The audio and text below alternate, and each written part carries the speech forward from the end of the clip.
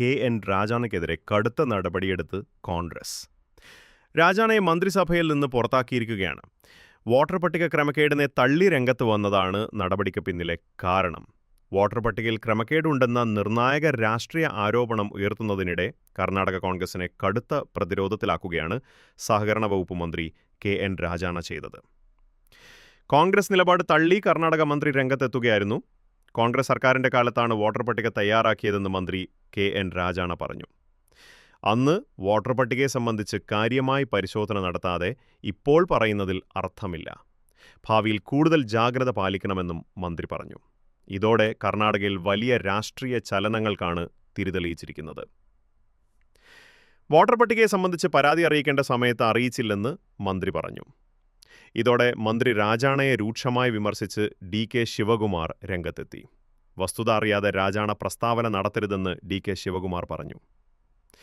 ഇതിൽ ഹൈക്കമാൻഡ് നടപടിയെടുക്കുമെന്നും ഡി.കെ. ശിവകുമാർ പ്രതികരിച്ചിരുന്നു. നിലവിൽ മന്ത്രിസഭയിൽ നിന്ന് രാജാണയെ പുറത്താക്കിയിരിക്കുകയാണ്. തന്റെ വാദങ്ങൾ സ്വന്തം പാർട്ടിയെ തന്നെ പ്രതിരോധത്തിലാക്കി പലപ്പോഴും സിദ്ധരാമയ്യയെയും ശിവകുമാറിനെയും പരസ്യ പ്രസ്താവനകളെ നിഷേധിക്കാനോ പ്രതിരോധിക്കാനോ ഇത് നിർബന്ധിതരാക്കി.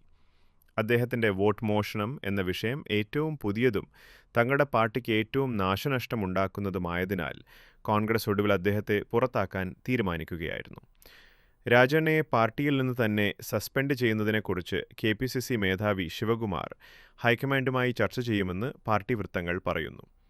രാജാണയുടെ അച്ചടക്ക ലംഘനം പാർട്ടിയുടെ പ്രതിച്ഛായയെ കുറച്ചൊന്നുമല്ല പ്രതികൂലമായി ബാധിച്ചിരുന്നത്.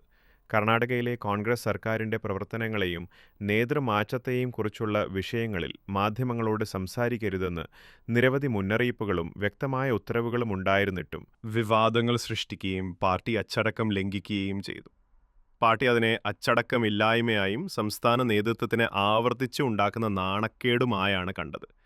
പ്രകോപനങ്ങളുടെ നീണ്ട പട്ടിക കോൺഗ്രസിലെ ഒരു പ്രമുഖ പട്ടികവർഗ സമുദായ നേതാവായ രാജണ്ണ കർണാടക പ്രദേശ് കോൺഗ്രസ് കമ്മിറ്റി പ്രസിഡന്റ് സ്ഥാനത്തേക്ക് മോഹിച്ചിരുന്നു.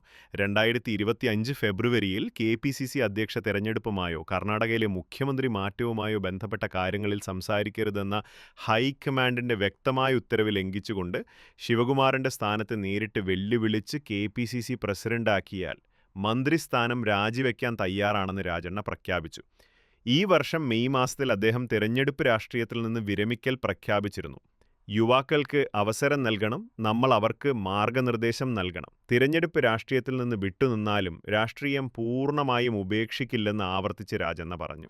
പാർട്ടി അച്ചടക്കം ഉറപ്പാക്കുമെങ്കിലും പ്രമുഖ നേതാവിനെ പുറത്താക്കിയത് ചില വിഭാഗങ്ങളെ അതൃപ്തരാക്കിയേക്കാം. ഇത് ഭാവിയിൽ പുതിയ വെല്ലുവിളികൾ സൃഷ്ടിക്കാനും എങ്ങനെയെങ്കിലും ഒരുവിധത്തിൽ രാഹുൽ മുന്നോട്ട് കൊണ്ടുപോകുന്ന കോൺഗ്രസിന് ഇന്ത്യയിൽ ഇനിയൊരു അധികാര കസേര കിട്ടാനുള്ള അവസരം ഇല്ലാതാക്കുമോ എന്നും കാത്തിരുന്നു കാണാം.